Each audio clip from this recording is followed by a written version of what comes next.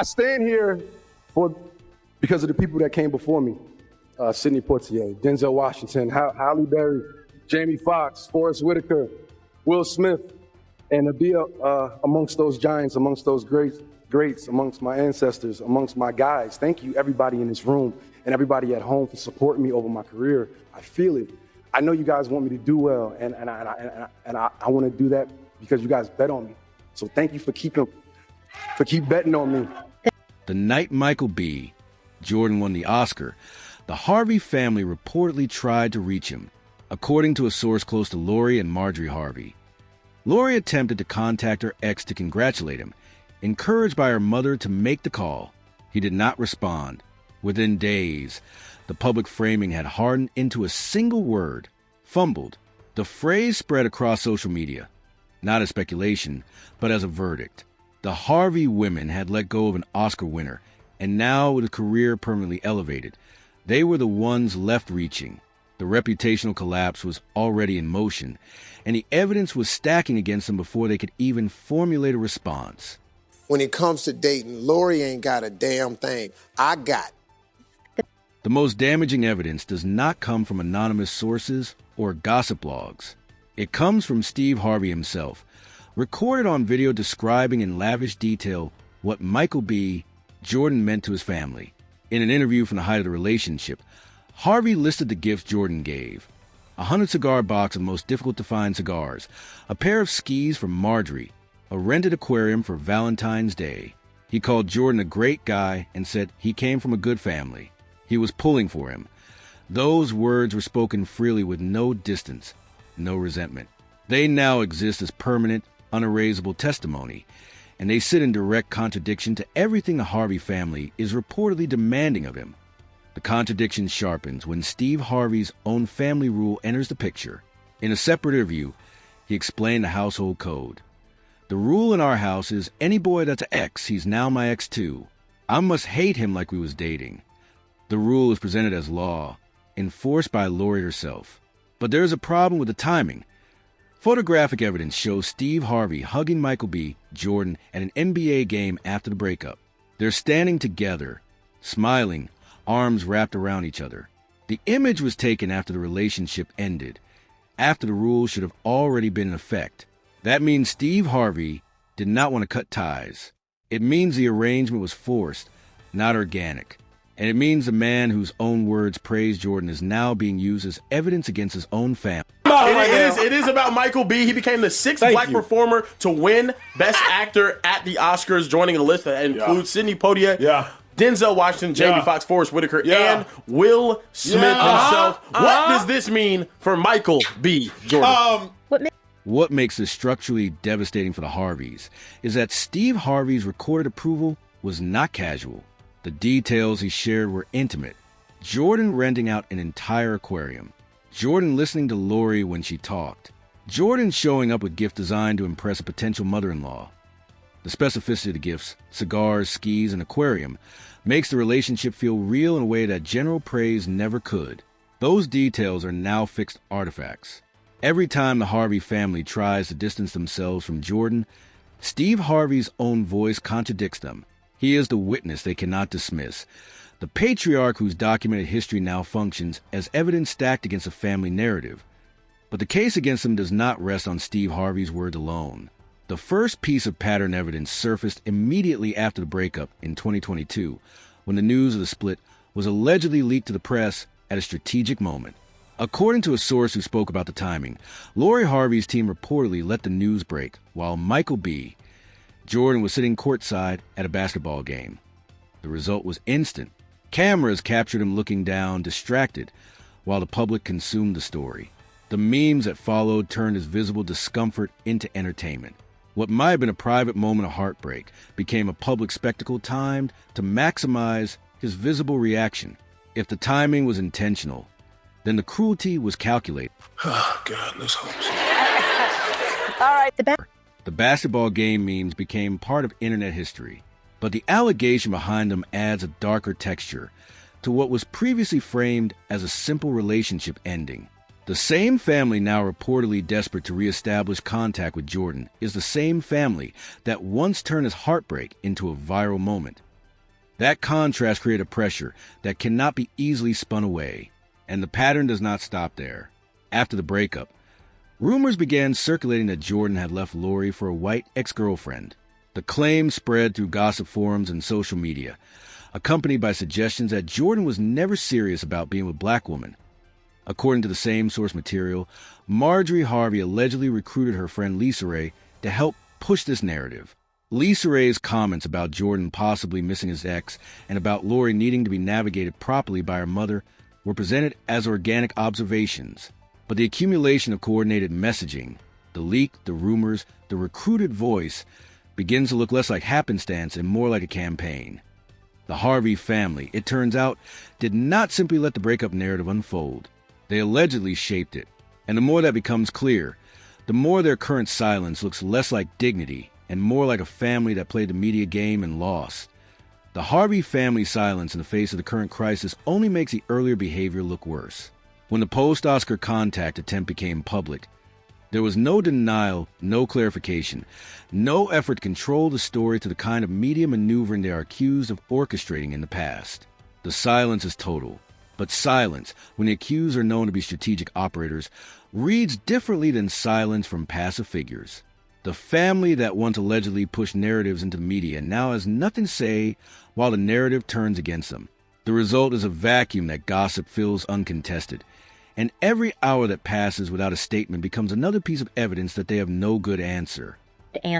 Check me and be like, hey, like, what you doing? You good? Yeah. You need to shake out of it. And maybe be like, okay, yeah, you're right. I'm tripping. I'm good, regardless.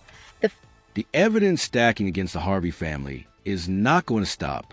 The timeline of the relationship, the Steve Harvey interviews, the photographic proof of continued respect, the allegations of a calculated breakup leak, the claims of a coordinated media campaign, all of it is already in the public record.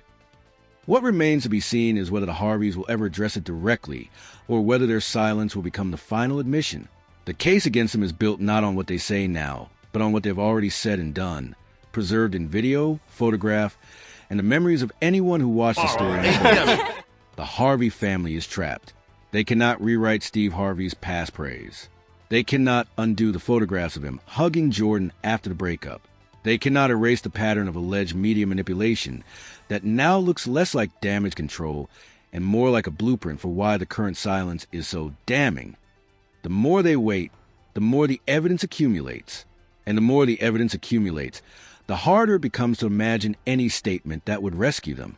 What could they possibly say that would not invite further contradiction?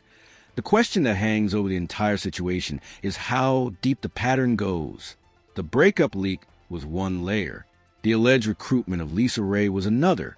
The post-Oscar contact attempt, if true, suggests regret. But what else happened during the 2 years since the relationship ended? The silence from the Harvey family leaves that question unanswered. And every unanswered question becomes another pressure point. The case against them is not closed. It is still building. And the next pieces of evidence, whatever they may be, will only make the silence harder to maintain. So when I think about what this does for Michael B and what this does for Michael B's legacy, it now catapults him in my mind and solidifies him as creative genius. Not to mention when you think about the icons that came before him, you mentioned the Portier, you mentioned the Denzel, you mentioned the Forest Whitaker, you mentioned the Will Smith. But then on the flip side of the black women, you got to talk about the Viola Davises and talk about the Halle Berrys. The machinery the Harvey family allegedly deployed after the breakup was never designed to survive a counter-narrative. Leaks, recruited voices, and strategic timing work when the target is isolated and the story can be controlled. But when the target becomes an Oscar winner and the story turns against the orchestrators, the machinery does not pivot. It collapses. The same family accused of planting rumors about Jordan's dating history now finds itself unable to plan a single favorable story. There are no anonymous sources surfacing to defend them, no friendly voices reframing the narrative. No coordinated pushback. The silence is not strategic. It is structural. They build a game they cannot win when they are not the ones playing it. The collapse becomes visible in the contrast between past behavior and present paralysis. When the breakup happened in 2022, the narrative moved fast. The basketball game memes appeared instantly. The rumors about Jordan's ex-girlfriend circulated within days. Lisa Ray's comments surfaced at exactly the moment they could do. So they in that generation. And I asked them, what is it? And they said, Dad, you clickbait. Wow. He said, you clickbait. He said, you one of the most viral people in your age group out there. He said, Dad, every clip on Family Feud got you on it. Yeah. You clickbait. If they can take your face and put it on anything, you become clickbait. He said, and that's what it is, you know. Against them. Steve Harvey's past statements are not rumors. They are recorded interviews preserved permanently, describing a relationship he openly celebrated. He called Jordan a great guy, listed the gifts, the 100 cigars, the skis, the aquarium rental, and admitted he was pulling for him. Those words were spoken freely, without the need for anonymous sourcing. They now function as the most reliable testimony about what the Harvey family once believed. An coordinated campaign can erase a recorded voice. No leak can counter a video interview. The fracture in the family's public image is no longer just about what was said. It is about what was done. The photographic evidence of Steve Harvey hugging Jordan at an NBA game after breakup proves the arrangement was not organic. The rule about exes becoming exes was Harvey's own explanation, offered as a lighthearted family code. But the hug happened after the rule should have been in effect. That means someone enforced it later. And the person who enforced it, by Harvey's own account, Lori herself, now finds herself on the other side of a different kind of estrangement. The man she allegedly forced her father to cut ties with has become the one ignoring her calls. The power dynamic inverted completely on March 15th when Jordan walked off the Oscar stage with a statuette that permanently elevated his status above the relationship. Before that night, the Harvey family could frame the breakup as Lori walking away because she knew her worth. Sidelined. And you can't live your life based on like what other people are going to think, how other people are going to feel, because at the end of the day, it's you. It's your life. Right. So it's going to make you happy. Steve Harvey remains a figure the family cannot escape because his words were spoken when there was no need for spin. He was not defending himself or his family. He was simply describing a man he admired. That admiration, preserved on video, is now the most reliable evidence against the family's current positioning. The more they try to distance themselves from Jordan, the more Steve Harvey's voice reminds everyone of what they once said. He is not just a witness. He is a permanent contradiction embedded in the family's own history, and no amount of silence can make that contradiction disappear. The tactics the Harvey family allegedly used against Jordan are now being used against them. They played the media game. They allegedly leaked stories, recruited voices, shaped narratives. And now the narrative has turned, and they have no response. The same machinery they once operated is running stories about their desperation, their regret, and their collapse. There is no counter leak coming because there is no angle that makes them look good.